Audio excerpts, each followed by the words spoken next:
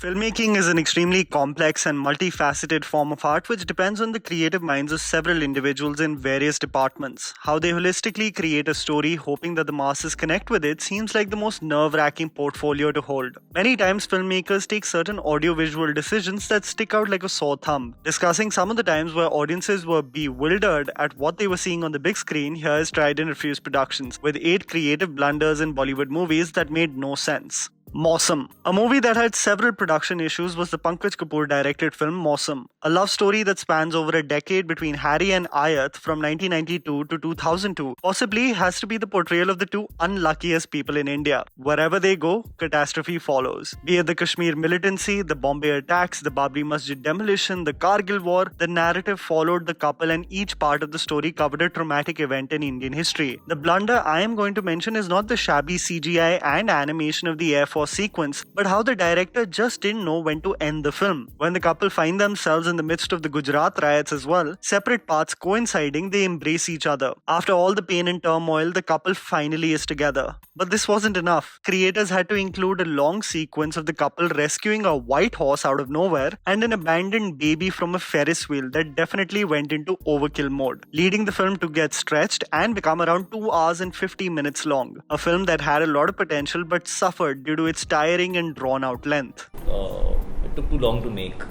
I think we were forced to release it very soon. Okay. I mean, it took a year and a half to make, Right. and then we had to release it. It went over budget. It was not supposed to be. So everything possibly that didn't go wrong with the film went wrong.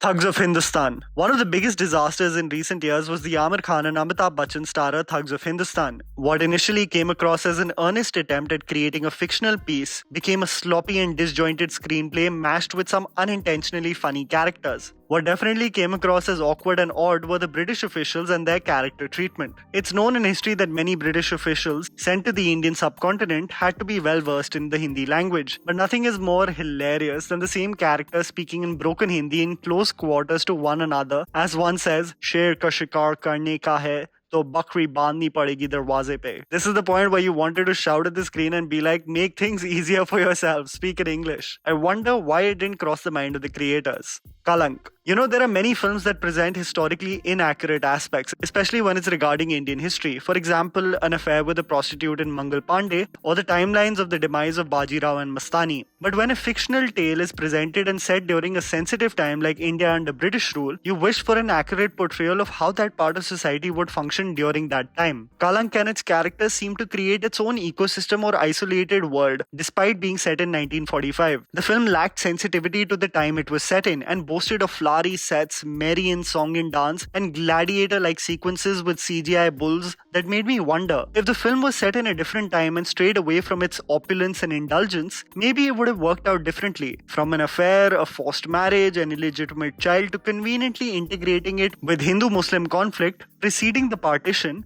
came across as rather disingenuous. I think with all that scale and color and opulence, we lost the nuance of the narrative. We lost the detail of the narrative. I think we based it in a time that was a sensitive time, and I think we didn't give it that sensitivity that we should have. I think that we gave the film too much color, too much opulence, and too much brightness for the time that it was based in.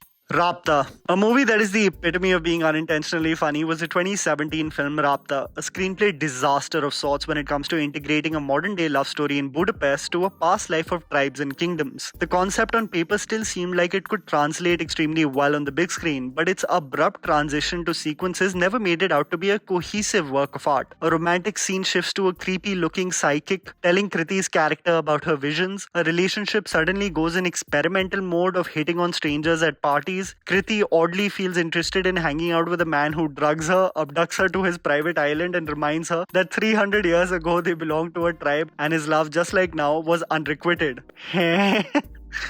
This follows with some warfare, Rajkumar Rao in his most forgettable cameo, and Deepika Padukone performing on a god-awful Rabta remix. This one just turned into a screenplay mess. Shandar, a Bollywood movie that was meant to be a carefree comedy, suffered immensely due to its painfully bad writing, was a 2015 film Shandar. How two insomniacs fall in love with each other while in the background a sad excuse for a marriage takes place, more so like a business transaction, is basically the premise of the movie. The sequence that totally went off kilter was when magic brownies and mushrooms are distributed among the group, and this transitions to the most bizarre, trippy sequence. A theme absolutely independent from how the movie was developing. We see mushroom humanoids dancing in somebody's body as if in a rave, Pankaj Kapoor rapping with a beatboxer, Alia flying through space, a gym enthusiast running away from the letters that spell out carbs, Sanjay Kapoor thinking his legs have disappeared, and more of Alia gallivanting in space. You began to question, did I sign up for this? This turned out to be completely something else. Well, Shahid Kapoor sums it up. There is one film you could erase from your career trajectory. Which one would it be? Shandar.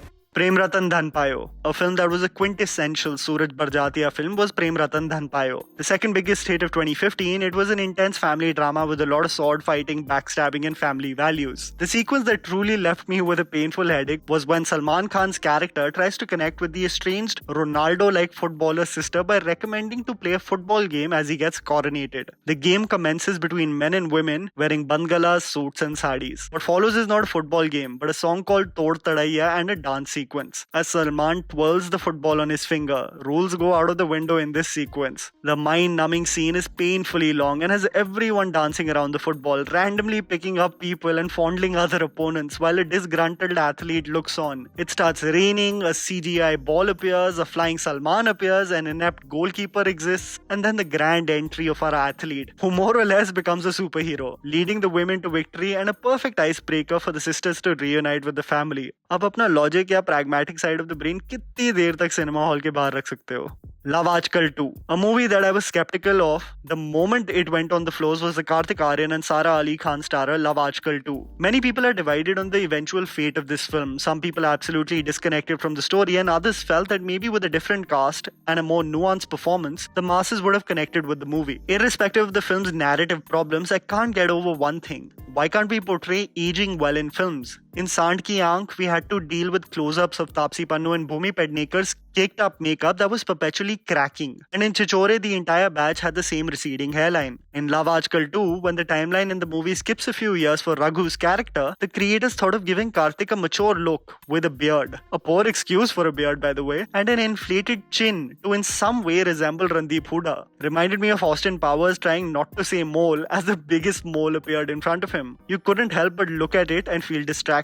A creative decision that could have easily been avoided. Entertainment. Possibly one of the worst films I revisited, only curious to understand on how bad can it really be, was the Akshay Kumar starrer Entertainment. A movie I would honestly dare you to watch and finish. That's a task in itself. The film is an absolute train wreck, and that's an understatement, guys. Wanting to be a mad camp comedy, the film focuses on a 3,000 crore inheritance and Akshay Kumar wanting to snatch the pie from the privileged heir, a golden retriever. The film includes a fat-shaming TVC of a baby feeding on male breasts as its opening sequence, songs like Johnny Johnny Toone Pee Hai, dialogues like life is no fun because I have turned into an orphan, CGI dogs wearing red leather jackets, green screens as backgrounds throughout several sequences, villains as second cousins called Karan Arjun. I can go on and on. You remember the birds in Houseful 4 whose names were Neil, Nitin, Mukesh?